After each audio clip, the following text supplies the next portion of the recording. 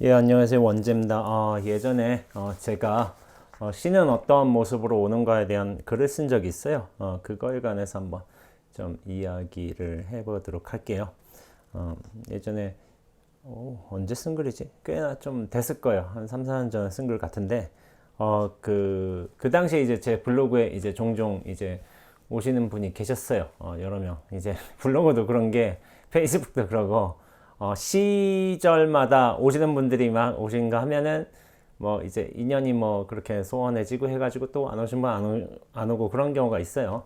이제 그랬는데 예전에 한번 계속 찾아오신 분이 있었어요. 제가 이제 선과 수행, 깨달음 뭐 그런 것에 관해서 이제 글을 쓰니까 그것에 관심을 가지신 분들이 오시는 거죠.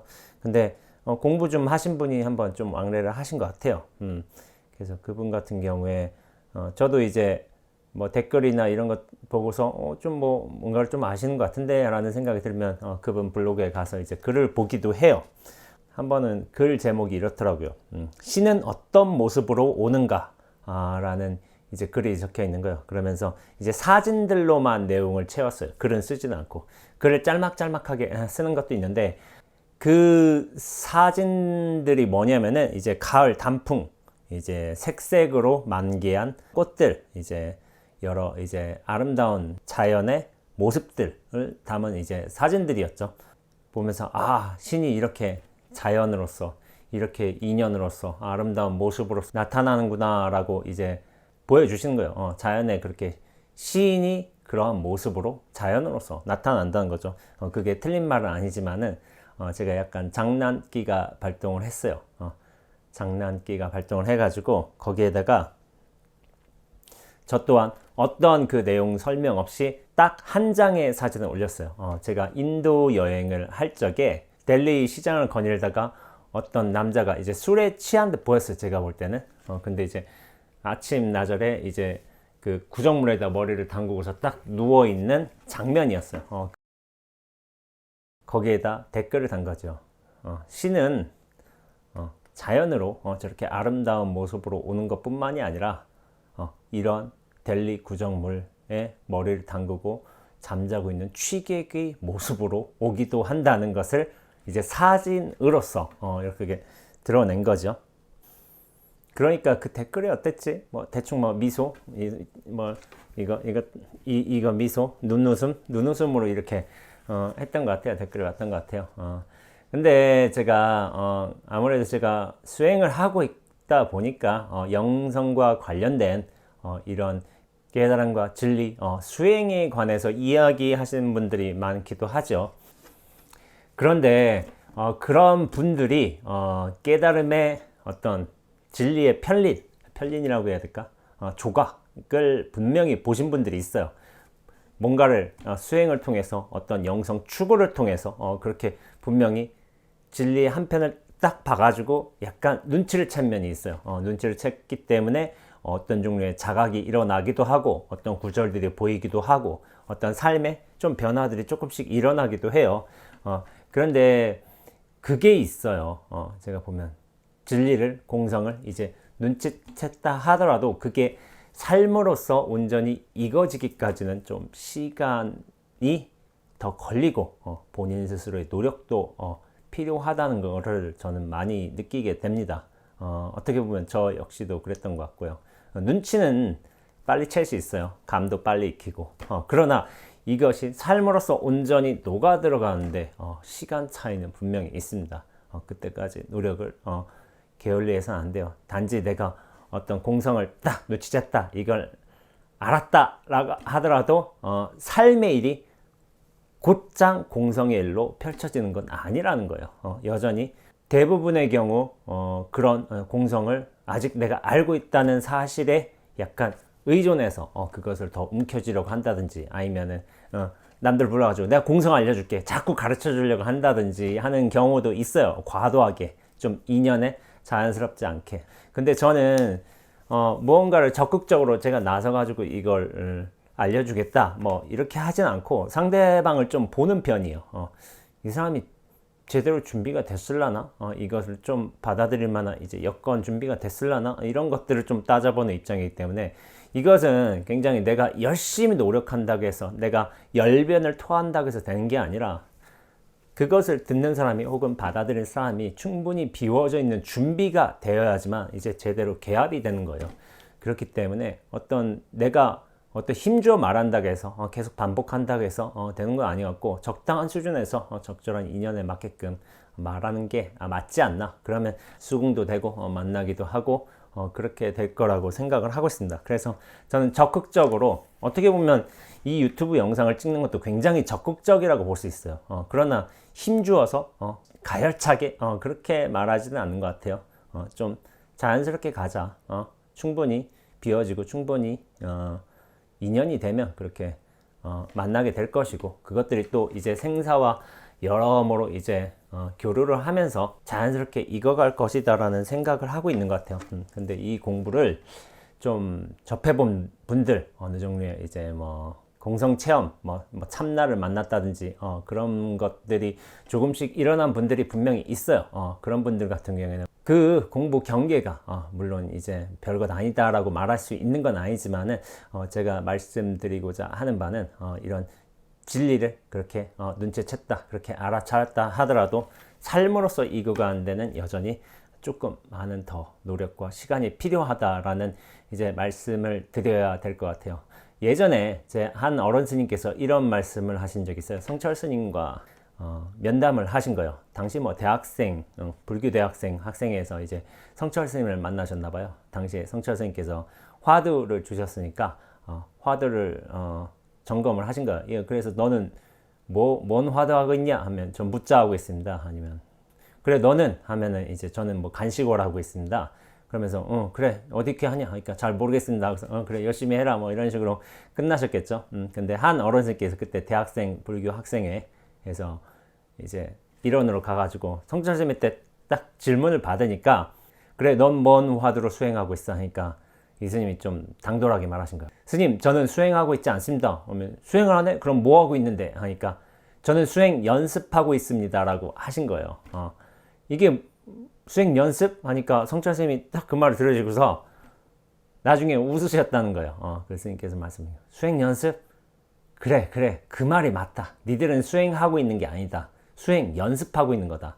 우리가 평상시에 이제 수행을 한다고 하지만은 수행 연습이란 거예요. 왜냐하면 그게 제대로 된 수행이 아니기 때문에 수행 연습이 오히려 맞다고 그 스님 대학생 때 그렇게 말씀하신 스님을 오히려 이제 긍정해 주셨다는 일화를 제가 들은 적이 있어요. 저도 생각해 보면 그래요. 제가 여러 차례 좀 말하기도 했지만 전 대학생 때 학생 때 하루에 6시간 정도 시간을 정해놓고서 수행을 했습니다. 약간 숙제처럼 이렇게 목표 과제를 정해놓고서 이걸 꼭 해야 된다는 이제 관점에서 6시간 정도 수행을 했던 것 같아요. 근데 생각해 보세요. 학생 때 6시간 수행한 사람 많을까요? 저는 별로 없다고 생각을 해요. 대학생 때. 지금 서울의 대학교를 다 뒤져본다 하더라도 6시간 수행하는 친구가 있다면은 참 대단히 노력하는 거예요. 노력하는 거고 참 그 친구는 나중에 수행으로서 어떤 목표의식을 가지고 뭔 일을 결정을 하겠죠. 저 역시도 결정을 해서 그렇게 출가를 하게 되었지만은 근데 그 당시의 수행을 제가 지금 돌이켜 본다면은 솔직히 말하자면 어처구니가 없어요. 수행 아니에요. 수행 아닌데 제가 허대를 많이 썼다고 그런 표현을 해요. 허대를 쓴 거라고. 왜냐하면 지금 돌이켜 보면은 제대로 수행한 게 아니에요. 그냥 이리도 찔러보고 저리도 찔러보고 열심히 이제 헛발질은 한 거예요. 헛발질 했지만은 그게 맞는 발길질이었나 라는 생각을 할 적에 전혀 그렇지가 않습니다. 근데 이게 허대라는 게 중요한 게 허대라도 쓰는 경험을 해야지만 허대에서 벗어날 수가 있는 거예요. 이게 참 중요한 거예요. 그래서 허대도 써봐야 돼요. 그것이 반드시 원리에 맞게 이치에 맞게 수행의 어떤 과정에 맞게 탁 하면 물론 좋겠죠. 그러나 처음부터 그렇게 잘 들어가는 사람은 없다고 보고 있습니다. 허대를 쓰게 됐고 헛발길질도 좀 하게 되어 있어요. 그러니까 이런 과정들이 필요해요. 우리가 집으로 돌아가는데 집으로 돌아간다 치면은 좀 집 밖에서 고생을 해야 돼요. 집 밖으로 일단 나가는 과정이 있겠고, 거기서 고생을 해야지만 다시 집으로 돌아올 만한 그런 생각, 열망을 품을 수가 있는 거예요. 그런 방향성도 정하는 것이고. 그러니까 고생이라는 게, 헛노력, 헛애라는 게 사실은 필요하기도 하다. 그래서 저는 약간 헛애쓰는 과정을 약간 지켜보기도 해요. 그런 경우에 있는, 그런 과정에 있는 사람도 있는데, 저런 것들도 통해서 좀 배울 게 있어요. 나중에 보면 실제적으로 또 그런 과정을 겪어야지만 다시 그 헛에 좀 빠지지 않게 되는 그런 내실을 다질 수도 있고요. 그래서 그래요. 저는 그 이분 다시 돌아가서 신은 어떤 모습으로 오는가 해서 굉장히 긍정적인 모습인 거죠. 자연의 아름다운 모습, 굉장히 뿌듯한 모습, 평화로운 모습, 그런 모습들을 통해서 이제 신은 이런 모습으로 온다라는 이제 주장을 나름의 방식으로 하기도 했지만은 제가 이분을 안 건 아니었지만은 약간 순경계에 빠져 있는 게 아닌가라는 생각을 하게 됐습니다. 이 공부를 통해서 마음이 평화로워지고 되게 선정에 들게 되고 이게 세상이 아름다워 보이고 신은 저런 고결한 진리의 모습으로 나타날 거야 라고 생각한다지만은 그거는 여전히 순경계에만 집착한 것이 아닌가라는 생각이 들어요. 진정한 진리는 순경계만 원한 것도, 그걸 바라보려는 것도, 거기에 안주하려는 것이 아니라 순역경계에 자유로워지는 거예요. 실제로 생사법에 벗어나서 자유로운 것이 아니라 생사 그대로 있으면서도 자유로울 적에, 그게 진정한 의미의 진리이고 자유인 것이지, 그걸 벗어난다거나 어떤 순경계만을 취한다거나 그러면서 역경계에선 벗어나려고 그런 것들이 전혀 공부는 아닙니다. 근데 이 공부를 하다 보면은 순경계는 참 좋아요. 내가 참 좋아하는 것들이니까. 근데 역경계가 오게 되면 공부하기 쉽게 된다는 말들이 있어요. 왜냐면 역경계면 나한테 불편한 것들이야. 그럼 이건 뭐지? 마음을 관찰하자. 아니면 뭐 진리의 본바탕으로 돌아가자. 그런 식의 생각을 해가지고 역경계가 오히려 공부하기 좋은 면도 있지만은 사실은 순경계도 빠지지 않아야 돼요. 순경계도 집착하지 않아야지만 어떻게 보면 그게 진정한 의미의 공부입니다. 하나님은 사랑하시고 은혜를 베풀며 또 긍휼함을 보이십니다 라고 이제 이런 모습으로 나타나야지만 하나님의 모습이라고 생각할 수도 있어요. 근데 성경에도 여러 이제 아마 기록들이 나올 거예요. 동시에 하나님은 분노의 모습으로 나오기도 하시고 심판의 엄격함으로 오시기도 하는 게 하나님인 거죠. 제가 하나님이라고 표현했지만 이것은 신이라고 해도 되고 진리라고 해도 되고 부처님이라고 말해도 진여라고 말해도 상관없다고 보고 있습니다. 그렇게 진리는 내가 생각하는 어떤 선의 모습, 긍정의 성격으로만 오지는 않는다는 거죠. 인간이 스스로 지혜라고 부르는 그런 분별의 생각을 부수어주기 위해서 실로 다양한 모습으로 오는 게 바로 진리인 거죠. 그렇게 신은 분노의 신이 되기도 한다는 거예요. 그런데 많은 사람들이 이 분노는 결코 뭐 진리의 속성이 될 수가 없다라고 생각하기도 하잖아요. 불교에서도 마찬가지예요. 불교에서 탐진치를 삼독이라고 하는데 이 진이 분노와 관련돼 있어요. 그래서 수행한 사람에게는 분노가 나타나지 않는다라고 이렇게 생각하시는 분들이 있어요. 근데 그건 전혀 그렇지가 않습니다. 이게 어떤 차이가 있냐면은 사람들은 화를 내죠. 분명히. 근데 그 기본 배경에 뭐가 있냐면 내가 어떤 감정적인 동요에 쌓여 있어가지고 그 동요 때문에 어떤 화를 내는 거예요. 분노를 표출하는 거예요. 분명히 내가 내는 거죠. 그러나 깨달은 사람은 화가 없을까요? 저는 그렇게 생각하지 않습니다. 그러나 명료한 차이가 있다면 화에 결코 물들지 않았다는 거예요. 화라는 것도 인연 따라 드러나는 한 작용인 거예요. 작용. 그런데 그것에 물들지 않는다 뿐이에요. 제가 이런 식으로 말을 많이 했지만 통로가 된다면 어떤 인연에 맞게끔 어떤 감정이 표출될 수 있는 것이지 그 통로는 그 감정의 내용물이 아니잖아요. 다만 인연에 맞게끔 거쳐가는 거예요. 그러니까 화에 결코 물들지 않는 것이지 화를 내지 않는 게 화가 드러나지 않는 게 그런 수행의 어떤 깊이를 측정하는 척도가 될 수 있지는 않아요. 근데 이런 과정이 있어요. 어떤 수행자가 어떤 큰 스님이 화를 냈다. 그럼 저 스님 화가 냈으니까 저 감정 조절 안 됐으니까 저 큰 스님 아니고 공부 제대로 안 했어 라고 판단을 하는 분도 계시기도 한데 그건 좀 면밀히 들어가 봐야 돼요. 제가 볼 적에는 자기가 화를 내는 그런 나 개체성, 분명히 나란 존재 갇혀서 사는 존재라면은 그렇게 다른 사람도 그렇게 보일 수밖에 없어요. 내가 나한테 갇혀 살고 있으니까 저 사람도 똑같이 갇혀 살고 있으리라고 그렇게 짐작해서 생각할 수밖에 없는 거예요. 그러나 이 공부를 정말 잘 하게 된다면은 그 화라는 게 저런 사람이 화를 냈다는 게 아니라 화가 드러나는 모습이 보인다고 해야 되나? 좀 다르게 보여요. 화는 드러나는 것이지 내가 내는 게 아니에요. 인연에 맞게끔 드러나는 화도 진실한 요소가 됩니다. 그런 차이점은 나를 한번 크게 벗어나야 돼요. 그래야만 좀 화가 드러난다는 사실, 이런 말들을 조금 알아들을 수가 있습니다. 근데 사랑과 신의 차이는 분명하죠. 사람은 분노의 감정에 휘둘리지만은 신은, 진리는 정의롭게 공의롭게 분노를 드러냅니다 라고 했네요. 사람은 분노에 불임을 받지만은 감정, 이 포악한 감정에 불임을 받지만은 진리는 분노를 부립니다.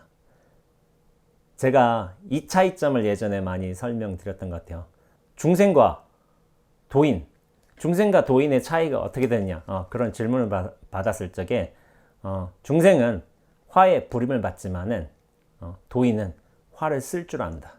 이런 식으로 표현을 하기도 했습니다. 또 이런 글을 썼네요. 사람을 대할 적에는 따뜻하게 보살피는 사랑으로만 대해야 해 라고 한다면 뭐 그게 옳은 소리죠, 당연히. 그렇지만 그것은 인간만이 가지고 있는 어떤 생각인 거예요. 때에 따라 진리는 사람에게 고통을 주기도 합니다. 왜냐하면 그 사람을 영적으로 성숙시키게 하기 위해서. 사랑이 물론 우리가 추구해야 할 굉장히 중요한 가치이면서 덕목이지만은 사랑을 좋아만 하고 미움을 싫어하기만 한다면 그건 여전히 좀 잘못된 거예요. 미움마저도 좋아해야 할, 사랑과 미움마저도 사랑과 미움이란 어떤 반대의 감정마저도 평등하게 바라볼 줄 알고 그것에 휘둘리지 않을 때가 어떻게 보면 인연에 맞게끔 사람들은 상황을 진정으로 잘 보살필 수 있는 어떤 결과를 만들어내고 있습니다. 그렇기 때문에 시련과 고통, 어떤 경우에는 선지식이 공부인들에게 시련과 고통을 주기도 해요. 그러나 그것이 어떤 궁극적인 바탕은 뭐냐면 이 사람을 성숙시키기 위한 당신만의 가풍인 경우도 있어요. 그것들이 물론 시대와 사람과 적합하냐는 별개의 문제지만 그런 깊은 뜻을 가진 선지식도 계시다라는 것을 저는 말씀드리고 싶은 겁니다. 여기서 이제 하나님이라고 했네요. 하나님은 이미 모두 다 내보이셨는데 스스로 눈을 떠 보지 못하는 스스로의 부족함을 탓할 일이지 하나님을 핑계치 말라는 거예요. 이거는 불교에서도 마찬가지인 거예요. 부처님은 이런 모습으로 나타나지만 이게 부처님이다 라고 생각하는데 그건 착각입니다. 그래서 제가 로마서의 1장에 나오는 이 구절을 인용을 했네요. 창세로부터 그의 보이지 아니하는 것들 곧 그의 영원하신 능력과 신성이 그 만드신 만물에 분명히 보여 알게 되나니 그러므로 저희가 핑계치 못할지니라 라고 했네요. 앞에 블로그하는 그분처럼 자연의 아름다운 모습, 정밀한 모습, 긍정적이고 밝은 모습을 통해서 물론 신이 드러날 수도 있어요. 그런데 여기 로마서에 나온 말처럼 그의 영원하신 능력과 신성이 그가 만드신 만물에 분명히 보여 알게 되나니, 만물이란 건 그 모든 인연 따라 형성된 것들, 그것을 통해서 분명히 드러나는 것 뿐이지 내가 선택하는 어떤 긍정적인 모습으로만 드러나는 게 결국 신성이 아니다, 공성이 아니다, 어떤 진여가 아니라는 거예요. 그건 나의 분별심과 취착이에요, 여전히. 이런 취착을 하게 되면은 순경계에 집착하게 될 가능성이 있습니다. 진리는 물론 이제 아름다운 자연의 모습으로 화려한 꽃봉오리로 올 수도 있죠. 하지만 그뿐만이 아니죠. 시장 바닥에 널브러진 거린의 모습으로도, 아니면 온갖 부정부패를 일삼고도 호의호식하는 악랄한 정치인으로 올 수도 있는 것이고, 사람의 온갖 살림을 날려버리는 초강력 태풍으로도 올 수 있는 것이고, 산사의 고요함을 깨트리는 뽕짝 라디오의 우렁창으로도 올 수 있는 것이고, 날씨만 흐리면 어김없이 찾아오는 무릎 관절염으로 그렇게 올 수도 있는 것이고, 바라나시 화장터의 죽은 몸뚱어리가 타는 매캐한 내음으로도 올 수 있는 거예요. 그렇게 안이비설신의를 통해서 그렇게 보고 듣고 느끼고 생각하고 다양한 방식으로 오는 게 진리이기도 하고, 또한 불성이기도 합니다. 이게 우리가 결코 내가 선호하는 어떤 아름다운 모습, 고결한 모습, 그런 모습으로만 오지 않는다는 거예요. 순경계로만 오지 않는다는 거죠.